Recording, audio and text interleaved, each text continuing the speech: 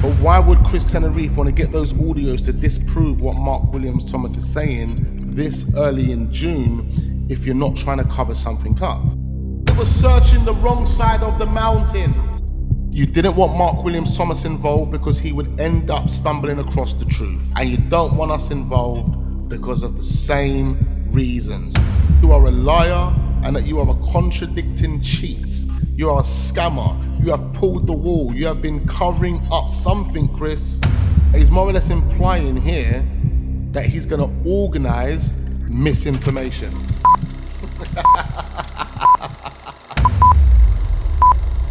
Okay, ladies and gentlemen, we are back again. I hope every single one of you are doing well. We are back again to talk about Jay's Law. This is part 2 to the last video that we've done. If you haven't seen the last video, make sure you go and check it out. Now, off the back of the last video, I want to start by saying some of the comments that were left are absolutely disgusting. Anyone in future who leaves a comment whereby they are cursing Debbie will be blocked, and those comments will be removed, because that is not what we're here for, ladies and gentlemen. Yes, many people are frustrated with the outcome of this case, but it doesn't give you the right to dive into the comments and leave abuse. And I know you're not abusing me and you're not abusing anyone in the comments, but for the simple fact that we are talking about a family that we do actually care about. It's the whole reason why we're here creating this content. It's the whole reason why we are seeking the truth. It doesn't make it right to leave abusive comments. In my opinion, at this moment in time, Debbie is in limbo. She doesn't actually know what to do. She is being misled by the wrong people. And I'm not talking about Sarah Smith. I'm not talking about Shane Urell. These are good people who actually want the best for Debbie,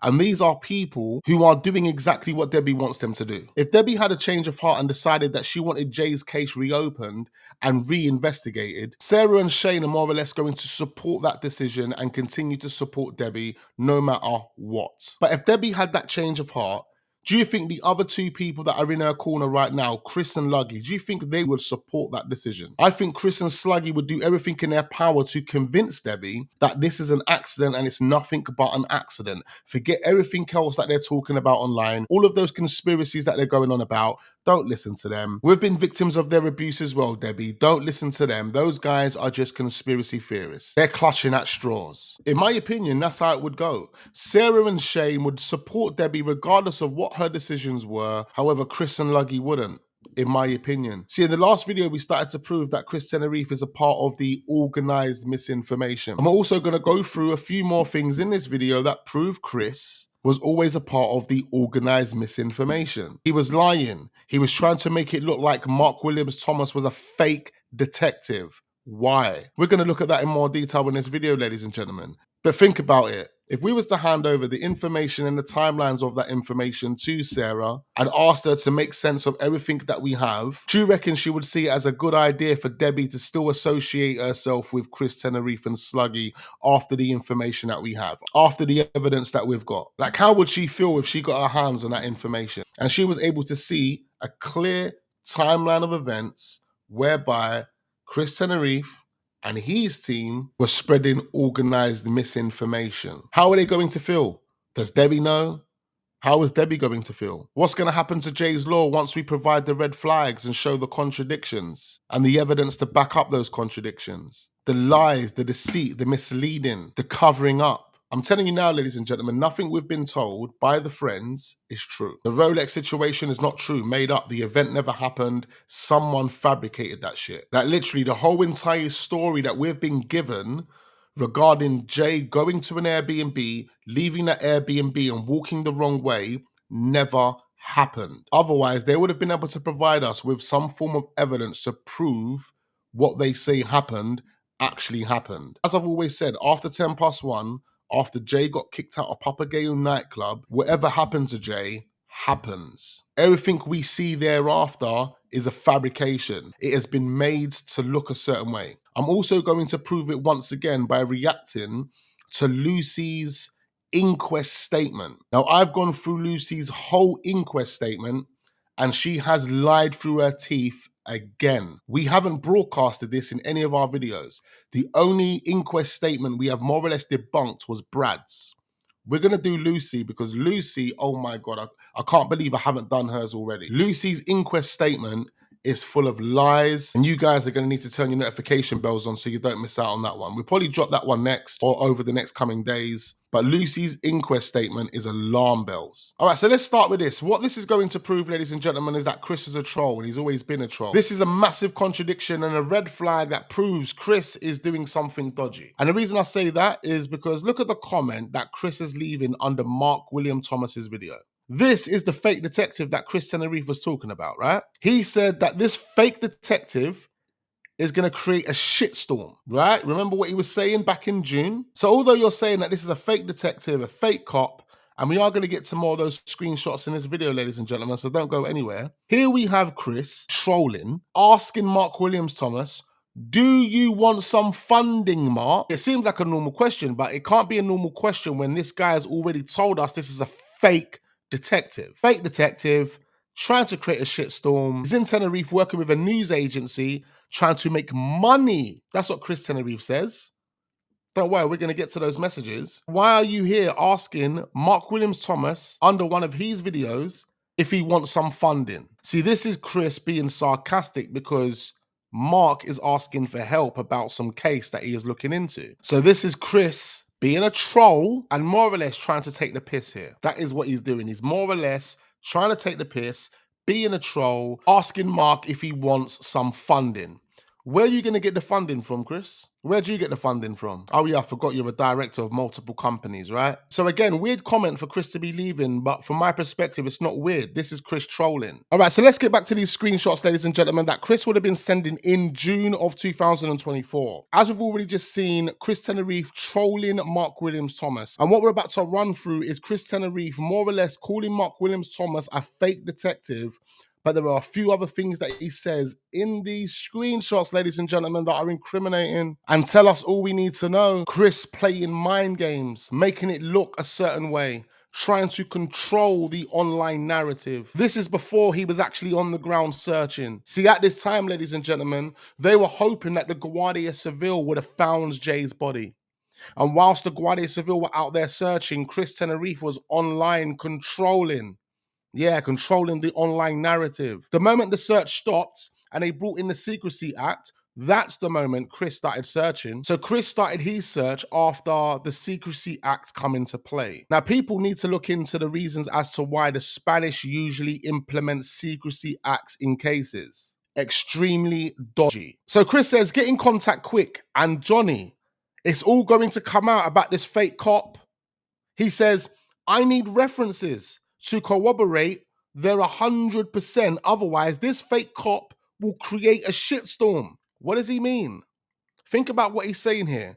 He's basically trying to say that Mark Williams Thomas is going to create a shitstorm based on information he's being given by the friends. It was Brandon that told Mark Williams Thomas who Abe was.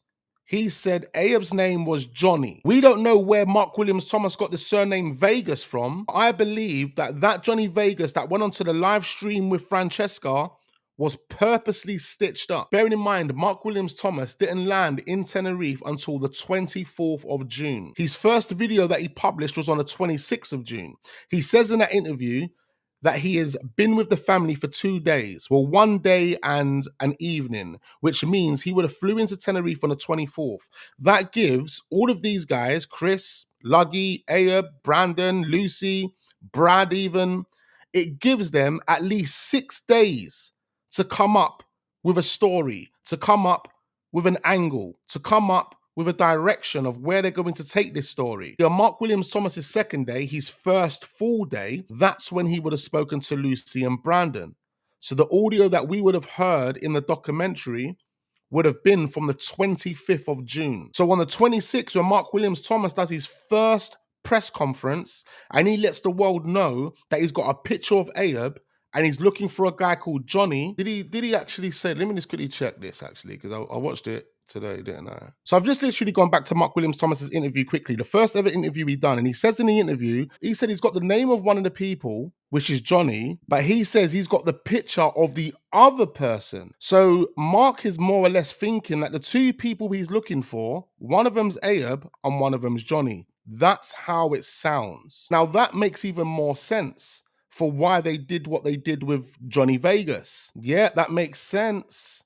That's why they threw this Johnny Vegas under the bus. They wanted to make it look like it was this Johnny Vegas, Jonathan Antanda, the one that went onto this live with Francesca. They wanted to make it look like it was him. See, they must have already preempted his Instagram profile because he had an AP holding a Hennessy bottle over a sink. And that makes sense as to why in those first few days, the second version of Jay in the back of the car came out. And the word Rolex had changed to AP because they found the guy they were going to stitch up. So instead of them revealing Rocky, it would have been Jonathan Antanda. They wanted it to be Jonathan Antanda, someone they didn't know, someone that was going to come forward and say, hold on, I don't know nothing about what you guys are talking about. I don't know, Jay. You've literally got me mixed up with someone else. And that was purposely done. And that's the reason why Chris Tenerife wanted to get a hold of those audios. He wanted to get a hold of those audios because those audios would then disprove what Mark Williams Thomas was saying. But why would Chris Tenerife want to get those audios to disprove what Mark Williams Thomas is saying this early in June if you're not trying to cover something up? So anyway, back to this message. He's saying, I need references to corroborate they're 100%, otherwise this fake cop, Mark Williams Thomas, will create a shitstorm. He says, Francesca, you're not helping in the moment. I need to speak to Johnny. Johnny can prove that this guy is fake. He's a fraud. This guy that pretends to be an investigator, I've got evidence that proves he's an absolute fraud. He's never worked on the cases that he said he did, and he also got fired from his job. This is what Chris is saying. Sounds like misinformation to me. He goes on to say, I need those lives. He really wants to get a hold of that audio, man. I need those live conversations that you've had. I need to prove that I am innocent. Why in June is Chris saying that he needs to prove that he is innocent? Innocent of what, Chris? He also says, I need to prove that Johnny is innocent. Why is Chris trying to prove that Johnny and himself are innocent, although it was the friends that told Mark Williams Thomas it was Johnny that took Jay to the Airbnb? Let's move on to the next one, ladies and gentlemen. It says Johnny is innocent. The only reason this guy is created all of this shitstorm is because he's got a commercial deal with a high-level news agency. He's trying to make money, and he's prepared to throw anyone under the bus. He's prepared to lie, cheat, steal, and rob in order to make money. That is what Chris is saying about Mark Williams Thomas. Are you telling me that's not organized misinformation? After 2 or 3 days of Mark being there, why has Chris got this energy towards him? Just like Chris said he done, all Mark went over there to do is help a family in need. So why is Chris got this type of energy towards Mark, but claims he's a victim as well as a hero? He went over there to help a family, something that we weren't prepared to do. Is that not what he said? But isn't that what Mark's gone over there to do? So why is it any different, Chris? Let's keep reading. Chris says, I need evidence to prove this guy is incorrect and wrong. Incorrect and wrong about what? That Johnny and another guy took Jay to the Airbnb. Wrong about what at this point? What could Mark Williams Thomas be wrong about at this point? See, Mark Williams Thomas hasn't said anything that leads to anyone thinking Ayub or the two strangers have done anything to Jay. Yes, he has said that there's a possibility Jay could have feared for his life based on the decisions that he made once he left the Airbnb. But why does that worry Chris? Why does that worry Chris? See, it can't be the two knife theory.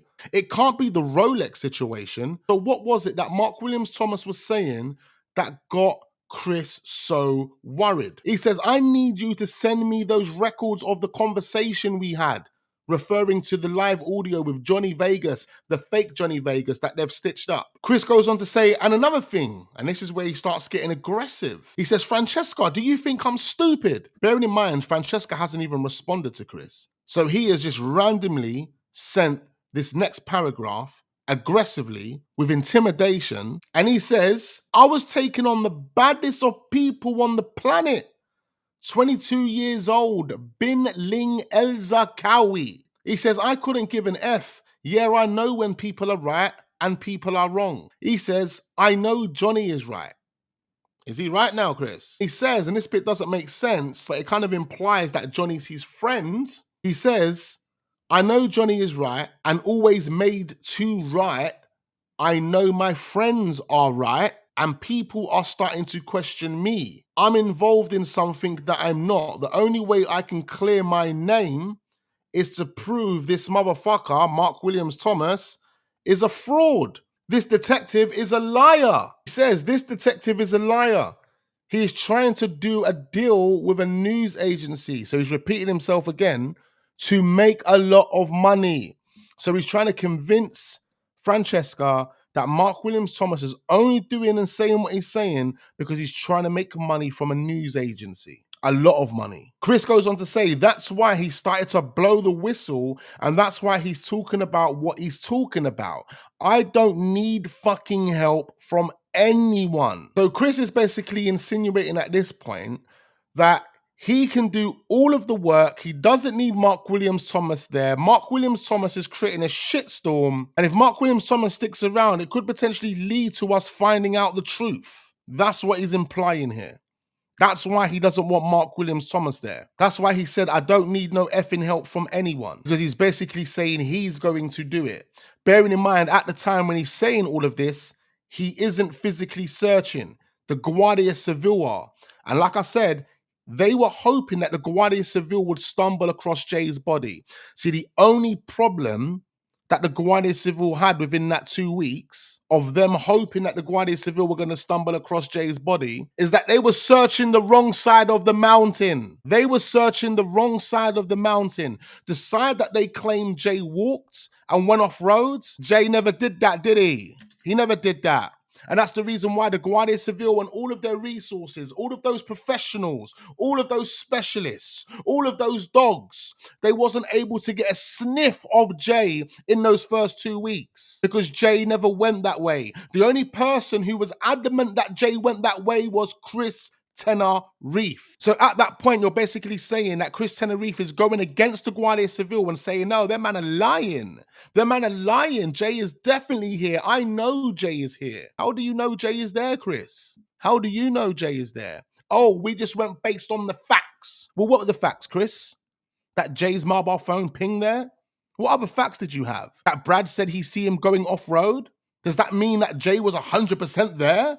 No, it doesn't. But why was you so adamant after the Guardia Civil claims that there was not a sniff of Jay being there? Why was you adamant that Jay was there and you know Jay was there? Why was you so adamant? You clearly didn't need Mark Williams Thomas's help because you knew where Jay was the whole entire time.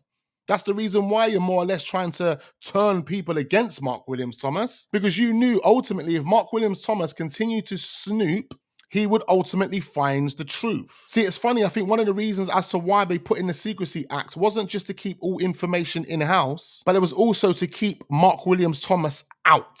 It was to keep him out. And that's the reason why Mark Williams Thomas eventually disappeared and then reappeared sitting in his car saying, oh yeah, they found the body. And it was just an accident. And we're like, rah. Anyway, Chris goes on to say, ladies and gentlemen, after saying that he doesn't need any help from anyone, he goes, I will sort out every problem. What problems, Chris?